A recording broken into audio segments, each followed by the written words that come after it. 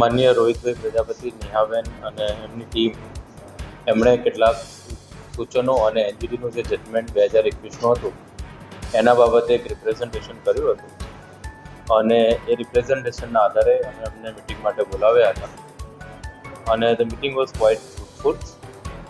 એમના જે સજેશનો અને જે એનજીટીની ગાઈડલાઇન્સ જે છે એ ફોલો કરવાની બાબત છે એમાં કેટલાક એમના સૂચનો હતા અને એનજીટીની ગાઈડલાઇન્સ એમણે ધ્યાને મૂકી છે, જેમાં એનજીટીના માન્ય એનજીટીના જજમેન્ટ 2021 મુજબ નદીમાં કામ કરતા પહેલાં વાઇલ્ડ લાઇફ ક્લિયરન્સની મંજૂરી લેવાની હોય, એન્વાયરમેન્ટ ઇમ્પેક્ટ એસેસમેન્ટ ઓથોરિટીની મંજૂરી લેવાની હોય, એ બંને મંજૂરી આપણે મેળવી છે. ઉપરાંતમાં ફ્લડ પ્લેન મેપિંગની વાત હતી, એની કાર્યવાહી પણ ગતિમાં છે. સિકોને મેપિંગ કરેલું છે અને સાથોસાથ DILR પણ એમાં વર્ક કરી રહ્યું છે, એટલે એ બાબતે પણ અમારી પ્રગતિ છે. રિવરને એના ઓરિજિનલ શેપમાં રાખી અને ડિસિલ્ટિંગ અને રિજુવેનેટ કરવી એવી એમની લાગણી છે. એટલે અમે રિવરના બેંકની બહાર જવાના નથી, રિવરની અંદર જ કામ કરવાના છીએ અને એ ડિસિલ્ટિંગ અને જે ડેબ્રિસ રિમૂવલ છે એ પણ કરવાના છીએ. એમના તરફથી 14 જગ્યાનું એક લિસ્ટ આવ્યું છે કે જ્યાં ડેબ્રિસ વધારે માત્રામાં છે. એ 14 જગ્યામાં પણ અમે કોન્સન્ટ્રેટેડ વેમાં વધારે ડેબ્રિસ નીકળે એવો પ્રયત્ન કરવાના છીએ અને એમની વાત સાચી છે કે જ્યાં ડેબ્રિસ છે એ અમારે કાઢવું જોઈએ અને અમે કરવાના પણ છે. સાથોસાથ જ્યાં મગરની પોપ્યુલેશન ખૂબ વધારે છે, જે આમ કહી શકીએ કે આ એવો વિસ્તાર છે કે જ્યાં વધારે નેસ્ટિંગ છે, એવા વિસ્તાર એમના તરફથી એક બે રજૂ થયા છે. તો એ વિસ્તારને અમે પાછળથી ઓછી મશીનરી સાથે ડિસિલ્ટ કરશું. અત્યારે એને અમે ટચ નહીં કરીએ, એવાને અમે સુરક્ષિત ઝોન તરીકે રાખી મૂકશું, જેનાથી હ્યુમન એનિમલ કોન્ફ્લિક્ટ ઓછામાં ઓછો થવાનો રહે. એટલે આ બધી તકેદારી સાથે અમે કરવાના છીએ. એમના સૂચનો ખૂબ જ આવકાર્ય છે. જોડે એમને કીધું છે કે જ્યારે આ રિવરનું રિજુવેનેશન ઓર ડિસિલ્ટિંગ તરફ અમે આગળ વધીએ તો મેન્ટેનિંગ શક્ય હોય એટલા મેન્ટેન રાખીએ એ પણ અમે રાખવાના છીએ.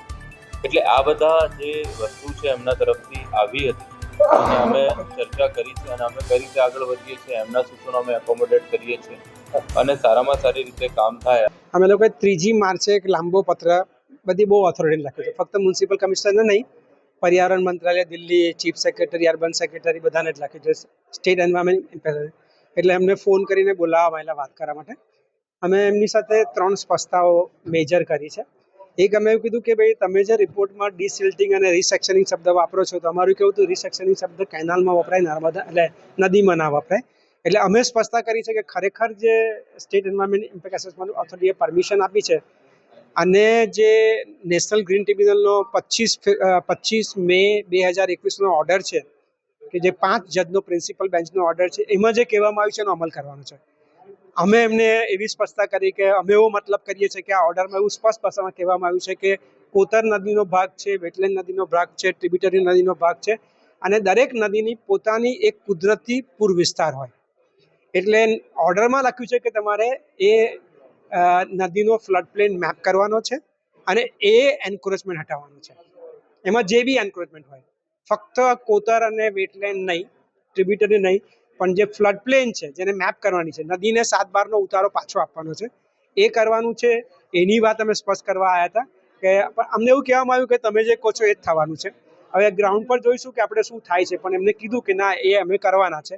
ડેબ્રીઝ કાઢવાની છે મોટા ભાગે. ગુજરાત પોલ્યુશન કંટ્રોલ બોર્ડે પણ ડેબ્રીઝ બધી બહુ પહેલાં માર્ક કરી છે, એની વાત કરવા હતા. અને તમે ऑर्डर નો अमल करजो, परमिशन नो अमल करजो, ये कहवा था. हमसे जुड़े रहने के लिए हमारे YouTube चैनल को सब्सक्राइब करें और नई वीडियो की नोटिफिकेशन के लिए बेल आइकॉन को दबाएं